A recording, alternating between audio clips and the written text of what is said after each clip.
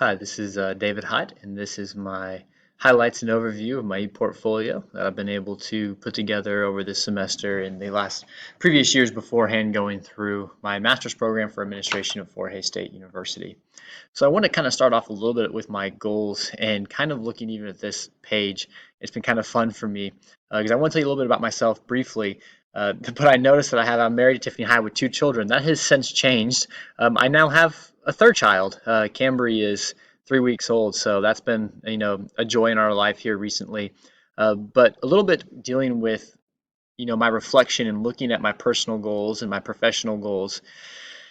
I want to continue my education here at Marysville High School. I certainly like where we're at, but I want to eventually get into this administration and go down this road and wherever I have to get my foot in the door. And I want to use it when that appropriate time comes.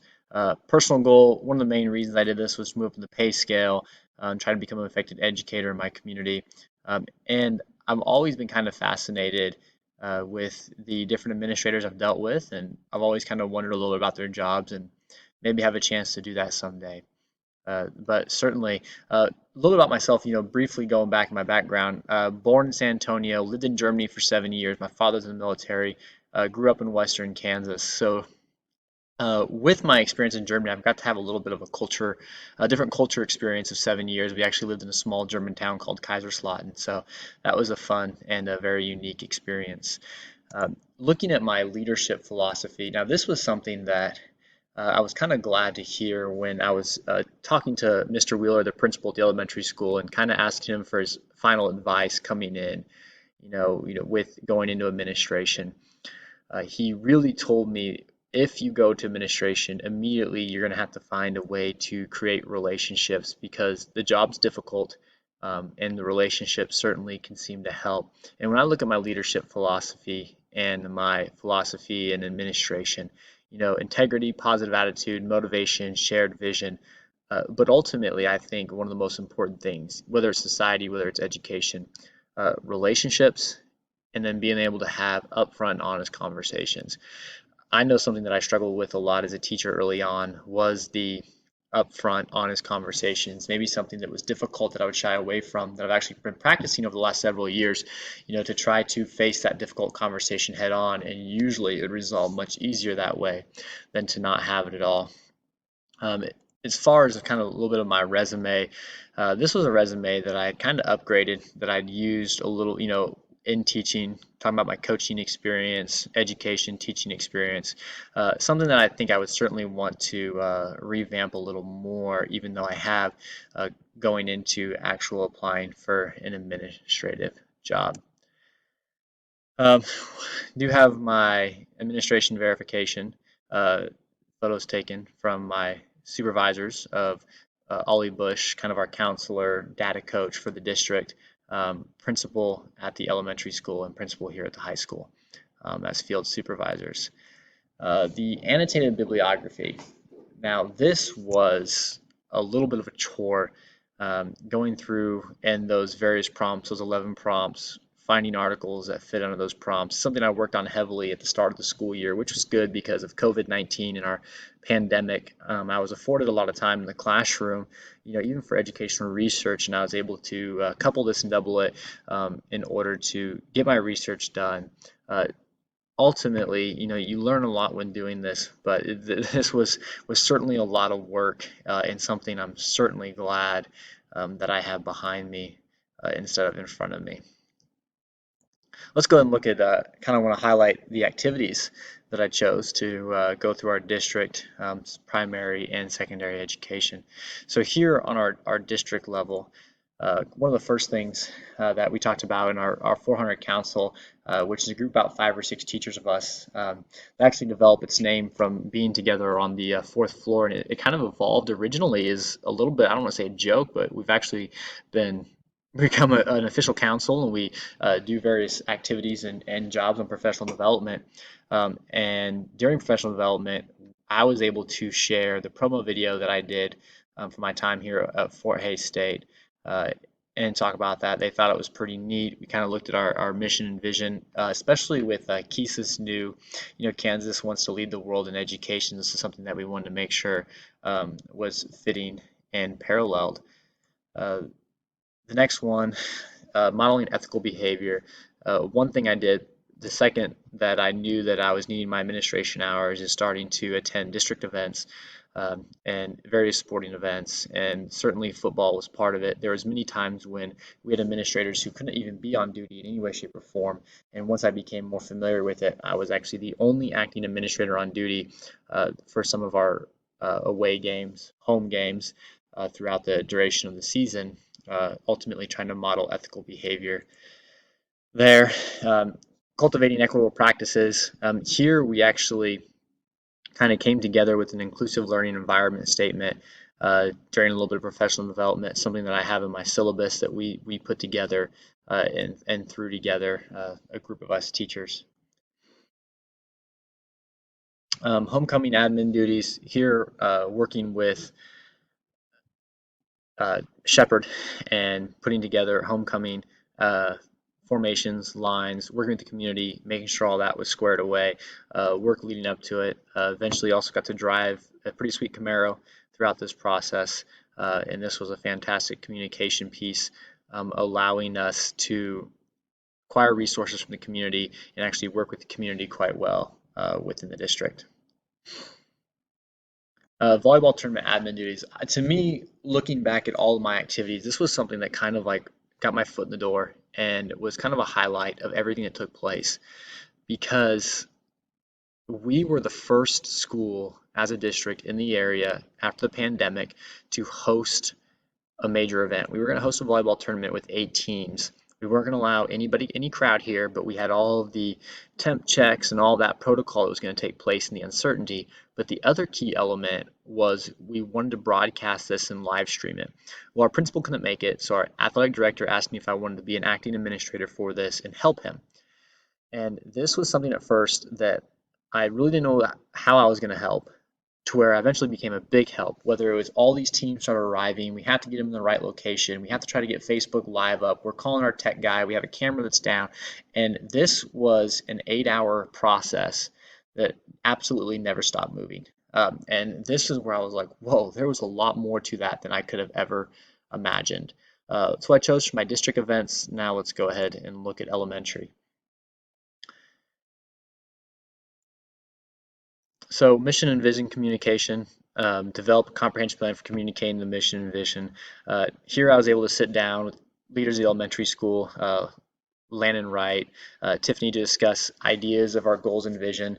And here, this was taking place during professional development.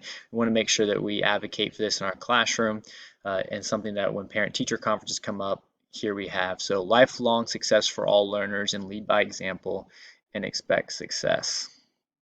The other was understanding and reviewing the PBIS, building positive behavioral in schools.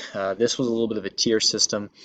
This was something where I was able to learn a lot about. We didn't have this at the secondary level.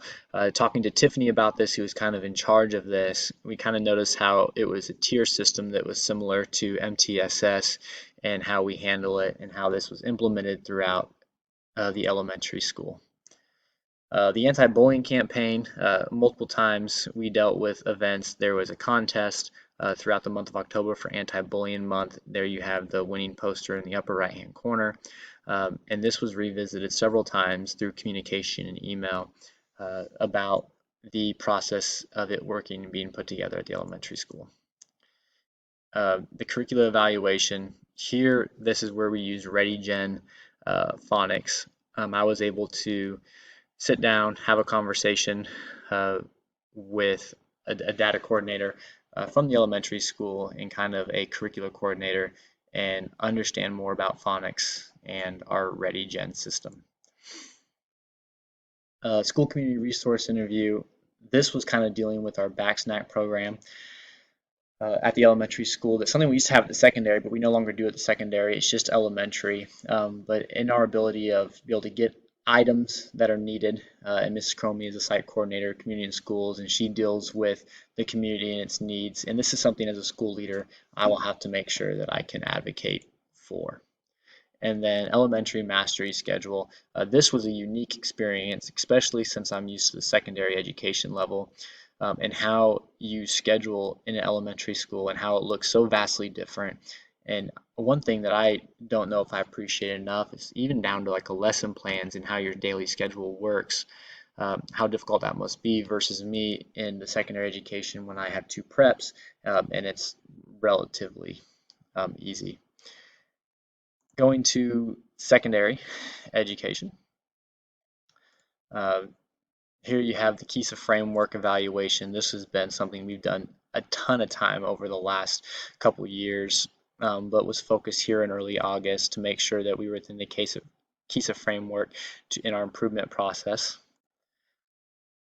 The reflective practice of racial norms. This was hit through a lot of my graduate course and talking about culture diversity class to research and reflect about my racial autobiography, especially someone who was growing up in Western Kansas, but also having the unique experiences of living overseas. Cultivating ethical behavior.